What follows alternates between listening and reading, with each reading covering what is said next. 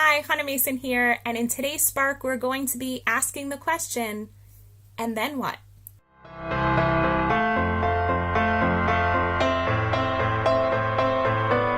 So, yet another really embarrassing confession to make. As most of you know, I have this new book, Hold That Thought, and I've been really excited to get it out into the world. That's part of me. The other part of me is really scared to put it out in the world because I just assume in my head that there are so many people who know some of the material in there or have a better understanding of the work of Byron Katie, for example, or the philosophies of Eckhart Tolle or the option process, that they know it better than I do because they have these really fancy pieces of paper because they got these amazing certifications and they've gone through their processes. And of course, in my head, not only have they gone through these amazing processes, these are perfect people who are totally evolved, so evolved that they're going to be very quick to judge my inadequacy. Do you see the contradiction here? Like totally insane. And on the one hand, I want to get my book in the hands of these people because I really want to hear their feedback so I can make the book better. And at the same time, I would love it if they could send the book out to people they think would find the book meaningful and helpful. It seems mutually beneficial. And at the same time, I was petrified to communicate with any of these people. But finally, a few weeks ago, I sat down.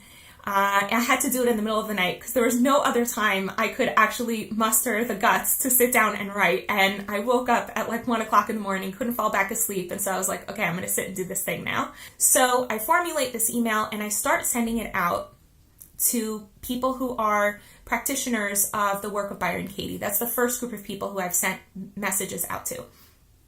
And I was absolutely floored when I started getting message after message after message back. And everyone writes in their own unique way, but in a nutshell, the messages I got were, wow, thank you. I would absolutely love a free copy of your book. Please send me your book in such and such format, wishing you so many blessings or sending you love, so and so. And I couldn't believe it. Like the messages were so clearly loving and supportive and enthusiastic and grateful. And I was shocked. I was like, oh my gosh, I was so scared that all of these people were going to be arrogant and judgmental and angry. And that wasn't the experience that I got at all. And the sweetest message I've got is this amazing guy named Ernest, who's from Denmark. And he runs workshops throughout Europe and has written a book on this whole concept of inquiry himself. And he not only got my email and wrote back to me right away saying, I'd love a copy of your book. He read it immediately in one sitting, like within a day, this entire communication happened and he wrote me back. And I'm still tickled pink by his words. He said, I absolutely love your book, something like that. And he said that it's really well done. And not only is it really sweet to get a compliment, I was really surprised that somebody who has so much expertise and so much experience would actually think that what I've written has value. And he offered to send it out either in a newsletter to his audience or post it as a resource on his website. So I'm like super excited. Yay, go me. But the sweetest thing that has come of it actually was that he, because of this interaction, I decided to spend time on his website and check out his podcast.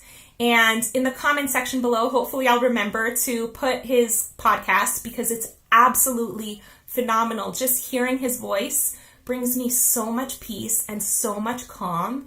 And his ability to listen and patiently create a space for someone to really check in with themselves and really see what comes up for them and what physical and emotional and mental experience they're having in the presence of whatever is troubling them really blew me away. I have so much to learn from him. And one of the things I really enjoyed hearing was him asking the question, and then what? So I heard a dialogue where he was interacting with a woman who was dealing with a stressful situation in her life and somebody who she was judging. And he asked her if she got what she wanted, then what? And she checked in with herself and she answered that question. And then he said, and then what? Excuse me. And she answered that question. And then he said, and if you got that, then what? And he must have asked, and then what, at least half a dozen times. And each answer that she gave took her longer to answer. And it was clear that she was checking in deeper and deeper into her emotional experience. And her answers were so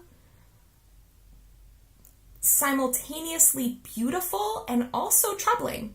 So she talked about how if she got the attention that she wanted, so then she would feel like she could exist. And if she felt like she could exist, then it would bring her calm. I think that's what she said.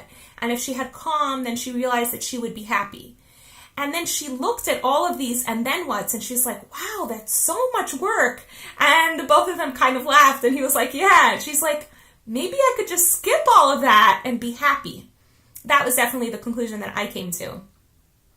And I realized for me, I'm sitting here listening to him asking this question, and I was like, wow, there are questions that I ask my clients, but not in this exact phrase. And I love this phrase, and I'm working already on integrating it into my practice and in the way that I communicate, because it leads to a different type of experience for the person with whom I'm dialoguing. And I decided to flip that back onto myself, particularly around this group of people with whom I've been communicating. And I realized it's like, oh, if I send them a message and they reject me, then what? Then I'll feel like I don't have a right to have a book. And if that's the case, then what? Then I'll feel like I'm total fake. And if that's the case, then what?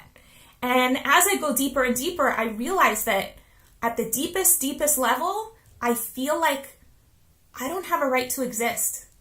And I heard Tony Robbins talk about how that's like one of the biggest human fears, is that we feel like we're not worthy of existence.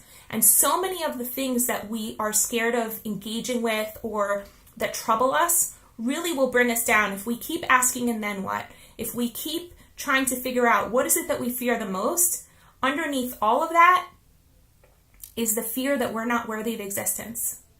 And maybe we could skip that whole train of things that have to happen for us to feel worthy, and maybe we could just look inside of ourselves and decide that we're worthy just as we are. And this whole concept of worthiness is something I want to dig into in tomorrow's video. I'll see you then. Want to experience more vibrance, clarity, and joy in your life? Book a guaranteed session at hanamason.com/joy.